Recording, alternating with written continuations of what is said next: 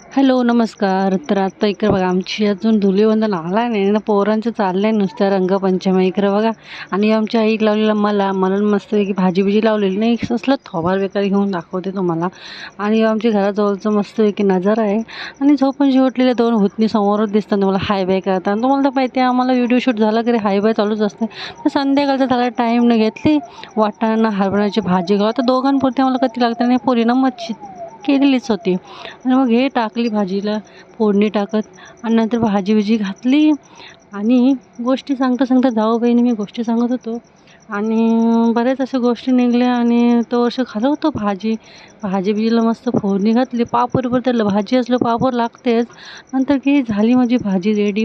आणि आमची भुवीचं नखरं बघा, भुवी कशी खेळते, एकटीच खेळत होती ती बाहुलीसोबत.